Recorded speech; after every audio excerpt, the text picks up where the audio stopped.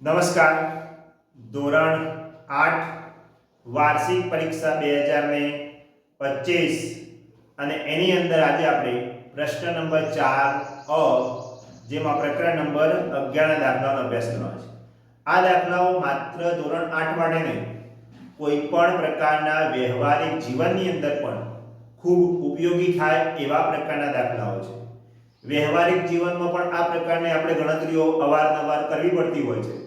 તો આ પ્રકારના દાખલાઓ આપણે અભ્યાસ કરવાના છીએ, એટલે વિડિયોની અંદર અંત સુધી જરૂરથી બનાવી રહેજો કે કેવી રીતે આ પ્રકારના દાખલાઓનું આપણે સોલ્યુશન કરી શકીએ છીએ. પહેલી રકમ આપી છે 5 લિટર દૂધની કિંમત 240 હોય તો 11 લિટર દૂધના કેટલા રૂપિયા થાય? તો રકમની અંદર આપણને જે રાશિઓ આપી છે એ સૌથી પહેલા આપણે યાદ રાખવાની. તો પહેલા નંબરમાં આપી છે લીટર, તો એ રાશિ લખીશું લીટર, અને બીજી એની રાશિ છે રૂપિયા. આમાં બે ભાગ પાડજો. હવે લીટર તો પહેલા x1 પહેલી રાશિ, y1 બીજા નંબરની, x2 અને y2. હવે આપણને લીટર કયા છે 5, તો અહીં લખીશું 5 લીટર જેની કિંમત આપી છે 240 રૂપિયા. x2 ની અંદર 11 લીટર જેને આપણે શોધવાના છે, લખીશું કેટલા, એટલે કે ક્વેશ્ચન માર્ક. હવે પહેલી રાશિમાં જો 5 થી થયા 11, એટલે આ રાશિનું પ્રમાણ વધે છે, તો એમ આ રાશિના મૂલ્યમાં પણ શું થશે?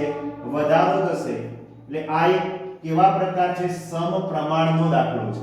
તો એનું આપણે સૂત્ર લખીશું અહીંયા, x1 છેદમાં y1 બરાબર x2 છેદમાં y2, જેને કહેવાય સમપ્રમાણ. કેમ કે એની વ્યાખ્યા છે એક રાશિમાં વધારો થાય તો બીજી રાશિમાં વધારો થાય, અથવા એક રાશિમાં ઘટાડો થાય તો બીજી રાશિમાં ઘટાડો થાય, એવા પ્રકારના પ્રમાણને શું કહેવાય? સમપ્રમાણ. હવે જે કિંમતો આપી છે એ એના જગ્યાએ મૂકી દઈએ. x1 5, y1 240, x2 11 અને y2 આપણે શોધવાના છે. હવે કરતા બનાવીએ ત્યારે y2 અહીંયા જશે, તો આ ખાસ યાદ રાખો, y2 બરાબર 11 ગુણ્યા 240 છેદની અંદર આવશે 5.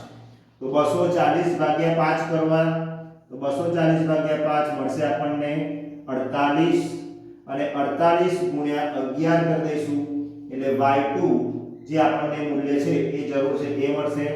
તો 11 અને 48 નો ગુણાકાર 528 રૂપિયા.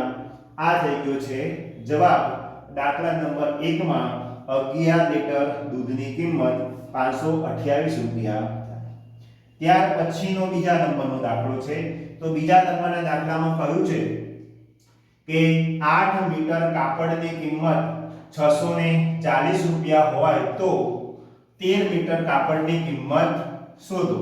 તો બીજા નંબરનો દાખલો અહીંયા આપણે સાઈડ પર ગણીએ. હવે આ થઈ ગયો દાખલા નંબર 1 નો અભ્યાસ. બીજો દાખલો, તેમાં બે રાશિ આપી છે, મીટર અને રૂપિયા. તો સૌથી પહેલા એ લખીશું મીટર રૂપિયા. x1 y1 x2 y2. હવે પહેલા નંબરમાં કહ્યું છે 8 મીટર, તો એ 8 લખીશું. એની રકમ છે 640 રૂપિયા કિંમત. શોધવાની છે આપણે 13 મીટર કાપડની કિંમત, અને અહીંયા થશે કેટલા? પ્રશ્નાર્થ. તો અહીંયા પણ જોવાનું કે રાશિની અંદર 8 થી વધારો થઈને 13 મીટર થયું છે, તો સ્વાભાવિક છે કે રૂપિયાની અંદર પણ શું થશે? વધારો થાય. વ્યવહારિક જીવનમાં આ જ વસ્તુ હોય કે 8 મીટર હોય અને 13 મીટર કાપડ હોય તો રૂપિયા પણ શું થવાના? વધવાના. એટલે આ કેવો દાખલો છે? સમપ્રમાણ. તો એનું સૂત્ર લખીશું x1 છેદમાં y1 બરાબર x2 ના છેદમાં y2. સાઈડ પર લખવું પડશે કે કયું પ્રમાણ છે? સમપ્રમાણ. મૂલ્ય મૂકીએ તો x1 માં 8 640 13 અને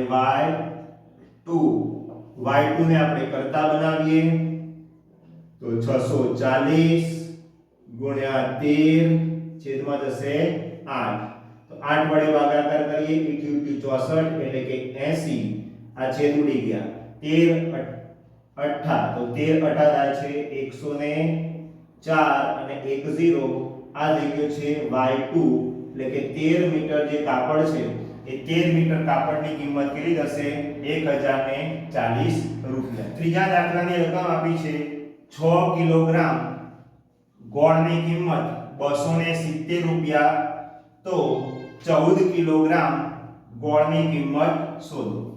રકમમાં કહ્યું છે કે 6 કિલોગ્રામ ગોળ છે એની કિંમત 270 રૂપિયા છે તો 14 કિલોગ્રામ ગોળની કિંમત શોધો. તો દાખલા નંબર 3 એમાં જે રાશિ આપી છે તો એક છે કિલોગ્રામ એટલે કે કિગ્રા અને બીજું છે રૂપિયા. x1 બીજું પદ y1 x2 અને y2 આપ્યા છે 6 કિલોગ્રામ ગોળની કિંમત આપણને કહે છે 270 રૂપિયા અને શોધવાની કહે છે 14 કિલોગ્રામ ગોળની કિંમત તો કેટલા. અહીંયા પણ પ્રમાણમાં રાશિમાં જોવાનું 6 કિલોગ્રામ થી 14 કિલોગ્રામ થયા એટલે વધારો થયો છે તો રૂપિયામાં પણ વધારો થશે એટલે કે એક રાશિમાં વધારો થાય તો બીજી રાશિ પણ વધે અથવા એક રાશિ ઘટે તો બીજી રાશિમાં પણ ઘટાડો થાય એવા પ્રકારના પ્રમાણને કહેવાય સમપ્રમાણ. તો આપણે એનું સૂત્ર લખી દઈએ x1 છેદમાં y1 x2 છેદમાં y2 જેને કહેવાય સમપ્રમાણ. x1 નું મૂલ્ય છે 6 છેદમાં 270 બરાબર 14 અને y2 આપણે શોધવાના છે. અત્યાર સુધી કર્યું એ પ્રમાણે y2 ને કરતા બનાવીએ 14 ગુણ્યા 270 છેદમાં 6 તો 6 વડે આપણે છેદ ઉડાડીએ તો પહેલા આના ભાગ થશે 2 તરી અહીંયા 7 દુ તો 2 2 ઉડી જશે પછી 3 વડે તો 90 તરી 3 3 પણ ઉડી જશે એટલે કે 90 અને 7 નો ગુણાકાર કરવા છે 9 સત્તા 63 630 રૂપિયા આ થઈ ગયો છે y2 એટલે કે 14 કિલોગ્રામ જે ગોળ છે એની કિંમત કેટલી થશે 630 રૂપિયા. દાખલા નંબર 4 એક સરખી 8 વોટર બેગની કિંમત 560 રૂપિયા હોય તો 5 વોટર બેગની કિંમત કેટલી થાય. તો દાખલા નંબર 4 જેની અંદર આપણને એક સરખી 8 વોટર બેગની કિંમત આપી છે 560 અને 5 વોટર બેગની કિંમત શોધવાની કહી છે તો કઈ બે રાશિ આપી છે તો સૌથી પહેલા લખીશું વોટર બેગ અને બીજી બાજુમાં રૂપિયા. x1 માં કેટલી water bag 8 water bag y1 ની અંદર કિંમત 560 રૂપિયા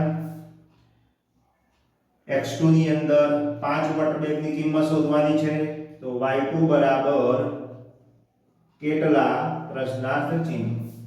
હવે આ વખતે ધ્યાનથી જોવાનું કે અહીંયા રાશિમાં શું થયું છે ઘટાડો થયો છે તો અહીંયા કિંમત પણ શું થશે ઘટશે એટલે આને પણ કેવું પ્રમાણ કહેવાય સમપ્રમાણ કહેવાય.